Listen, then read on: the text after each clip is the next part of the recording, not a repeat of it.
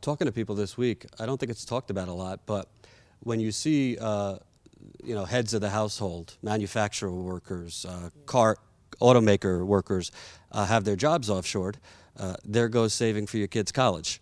You know, you're just trying to get them, food on the table today. And then it's a generational domino effect because And I'm sorry, could I tell you, one of my students here at Tri-C, she was my student a couple of semesters ago, and she came to see me a couple of weeks ago, and she's a Bernie-crat, a white young lady, and she said, you know, Professor, my mother was a machinist when NAFTA happened, and my family suffered. And she's still carrying that, and I think that was the point that you were going to make. There are generational consequences to this stuff that if you are inside the bubble and if your life is mighty fine, that you don't understand. This young lady was coming of age. Her mother lost her job, and it took a long time to recover. And in some cases, her mother has not really fully recovered from losing her job as a machinist because of NAFTA. And here you have this young lady who's probably in her late 20s, early 30s, share her story with me about how that impacted her life. This stuff is real, Jordan. It's real. It's real. But you have a lot of people running for office and they act as though that's just a fleeting thing. NAFTA hurt many families in this country, but the Midwest got it the most. But to sit down and talk, and that was unsolicited because she's frustrated about this election. She didn't want to go vote, but she came to me and she said, you know what, Professor, I'm going to vote. She said, I'm not voting in the presidential because my candidate didn't make it, but the only reason why I'm going to vote is because of you, because you let me know how important those other offices are too. So instead of just staying home, I'm going to vote, but I'm skipping the presidential category. She's a millennial. And when you look at the TPP, where I'm meeting people around the country that I just, even Donald Trump supporters, I mean, one was crying the other day because his plant just had layoffs. He missed that round, fearful for the next round. Now, when you have that, I'm not trying to get a soundbite, you bashing Obama or anything like that. But when you have a community organizer as president, who, hope and change, all these things, and that evolves 8 years later to pushing another, NAFTA on steroids. What are they missing? Because to me, it looks like they're looking at these trade deals and the people losing their jobs almost like numbers on a balance sheet. Right. And that's part of the problem. Listen, love the president. I was there for him in 2008. I kicked ass for him in 2012 because of what my Republican colleagues were doing in the state of Ohio and all across the country in terms of taking away voter access. I lived that campaign for him in 2012 because it was important that he win re-election. I know that Ohio was the heart. But, as Larry Cohen just said, we were together with the Amalgamated Transit Union. Every single union in the United States is against the TPP. And that is rare to have any group of people, even when they agree, to have 100% agreement about how bad the TPP is for everyday Americans. And yet, the president will not budge on this. And I can't call it. I don't understand why he will not. But it's not just the president. Some corporate Democrats are against it in an election year, but any other time they're not. Absolutely. I mean, people are saying it now because it's the popular thing to say, but when the rubber meets the road, we're going to see who's really going to stand up. That vote might have Let's keep it real. Yeah. Hillary Clinton, if president, they tinker with a line or two or three. Oh, it meets my standards now. That might happen, and people need to be ready for that. And again, it goes back to the scorecard. Whoever is elected this election cycle, people need to be held accountable. But absolutely, TPP is real. That fast track vote is real. It could happen in the lame duck session, meaning after the election. And if this is something that matters to people in this country, we cannot afford to let anybody off the hook on TPP. And can't talk to you without mentioning a lot of people are looking at these police brutality cases on TV and the horrible shootings and this and that. And journalists and cable news cover it because it's the story of the minute. But there's not a lot of nuance and in-depth talk about the economic factors in all this. Obviously, the police that are shooting within a second aren't looking at their wallet. But you look at Ferguson, you look at a lot of Baltimore, a lot of these areas, it's not a crime to be on the street corner and black. But a lot of the African Americans that are being shot and killed are struggling economically and are, out out on the street corner instead of school. There's white kids too, but obviously we see the African Americans getting targeted. Donald Trump says inner cities. I mean, it means nothing. Hillary Clinton, we know her record. But for African American youth and the African American community in general, how does economic insecurity impact what we're seeing with the violence? Well, income and wealth inequality is at the pinnacle of all of this. And I want to just say to George, all black people are not poor. Because, we got a lot of white politicians on both sides. They don't really understand because they don't have a deep enough relationship with the African American community. So the easiest soundbite is to talk about, whoa, those poor black and brown people. But disproportionately, we do struggle and suffer more than any other group disproportionately. And we have to do another show to talk about institutional and structural racism, how it's in the DNA of this country, how the country was founded. Just ask the Native Americans and ask African Americans who were shipped over here that chattel slavery was the worst slavery, known to man. It was slavery based on capitalism. But that's another lecture for another time.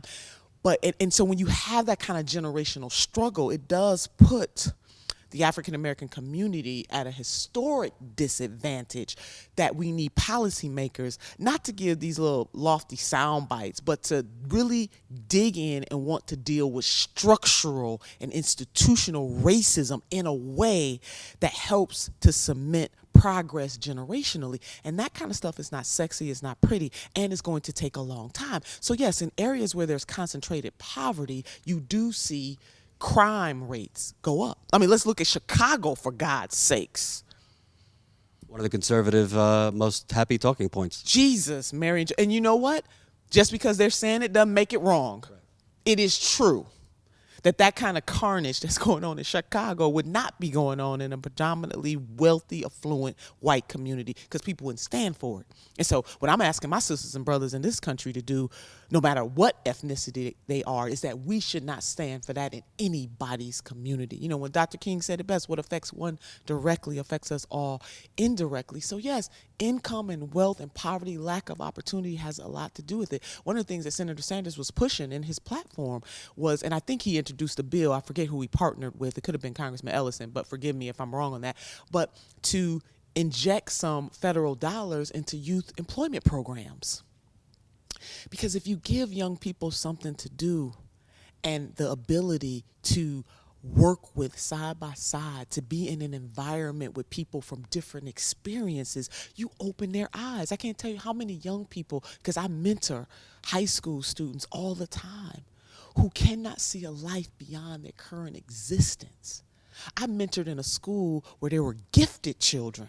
So it wasn't academics for them, but they still have to lead that school and navigate the same communities that their C and D and F student, colleagues have to navigate.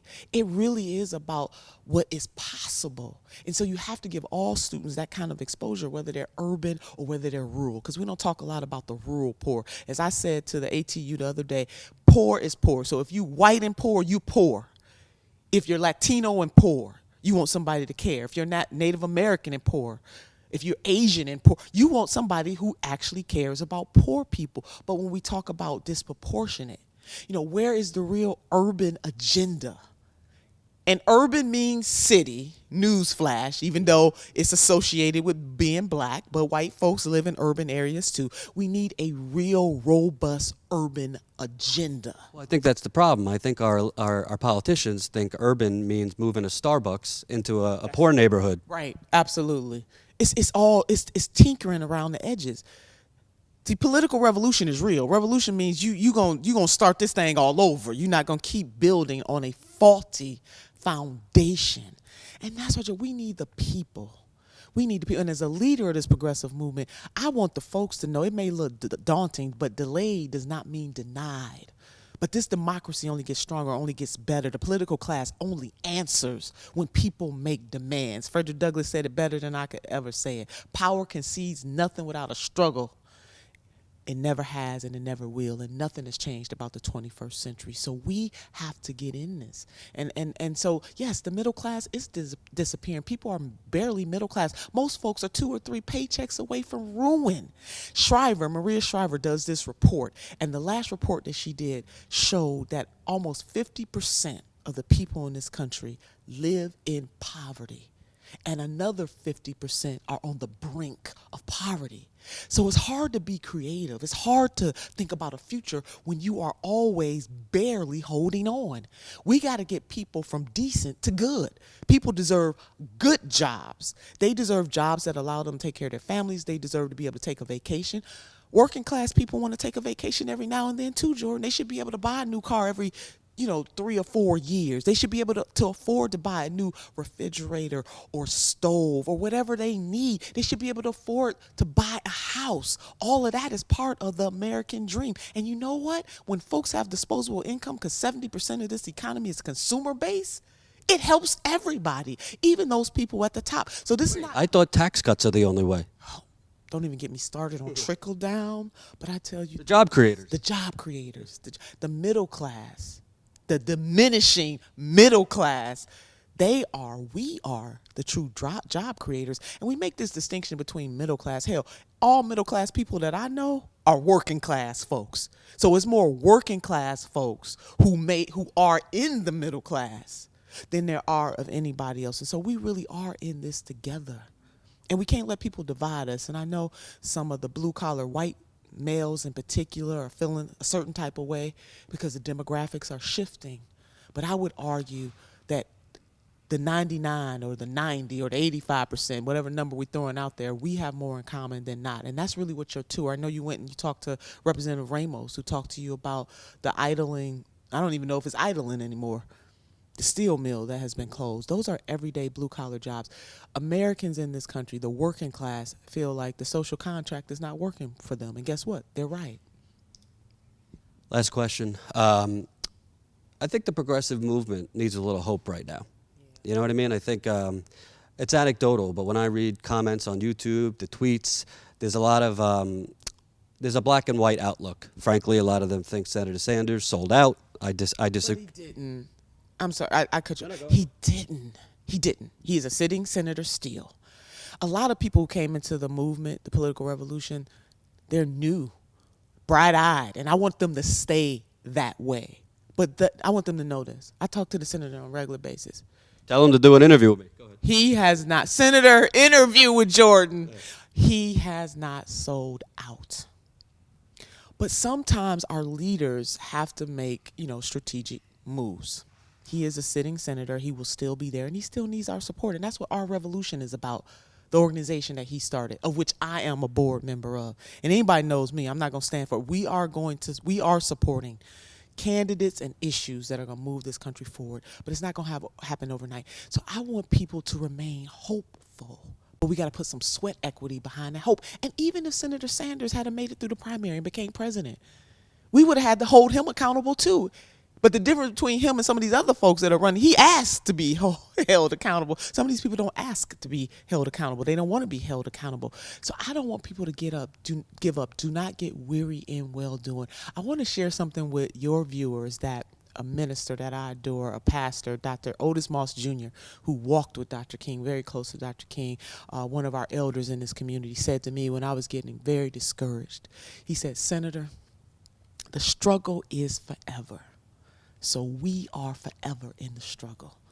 And that's what I want your viewers and progressives to take, that there's never ending struggle. As soon as we jump one hurdle, there's another one. Or as soon as we pass the baton, somebody else is running and they're going to pass it to the next leg and to the next leg and to the next leg. And that is how we make progress.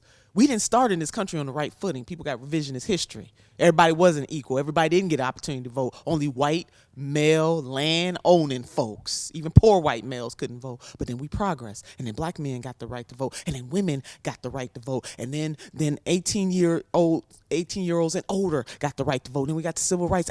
All of these things matter. So it is about being not a perfect nation, but a nation of progress. And we can't allow anybody to take that progress away from us. And we even have to have the courage to challenge people who we support. And I think that's where we fall down, because you can't critique folks anymore. As soon as you critique somebody, all of a sudden you're against them.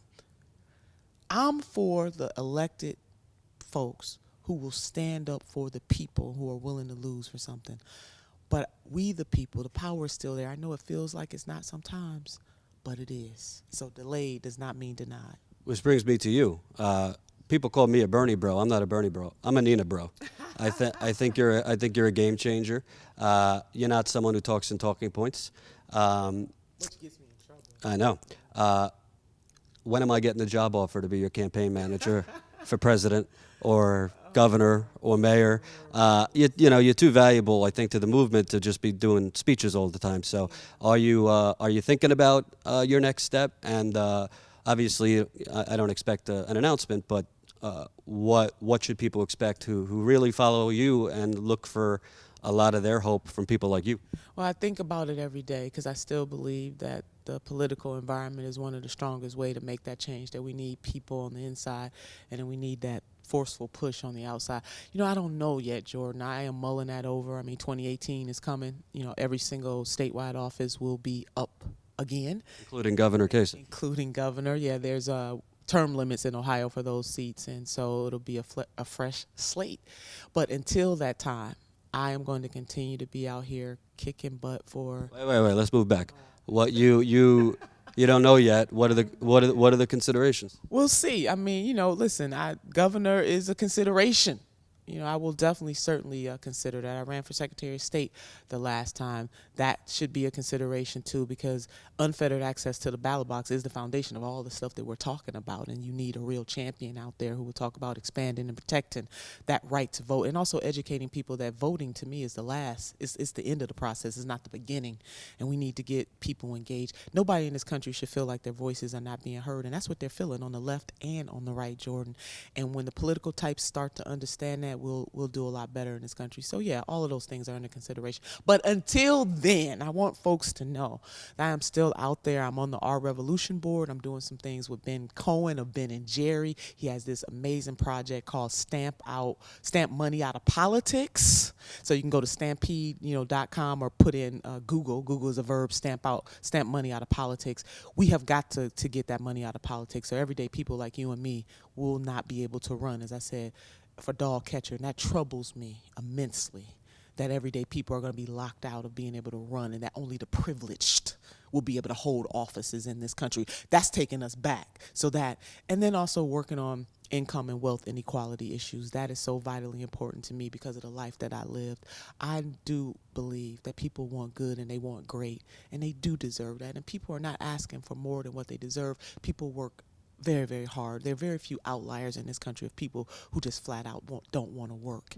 And so we have got to stand up for those people and create those pathways of opportunity. And government is the biggest thing in town that can do that. But we need people who actually give a shit about the people who they elect, about the people who elected them beyond their own well-being. And people are just not feeling that. And I acknowledge that, because I'm not feeling that either so much. And we got to tap into people's pain, but also let them know that there's promise in the problem, that there are better days ahead, but we're going to have to work like hell to get those better days, and I'm in. Thanks so much. I appreciate it.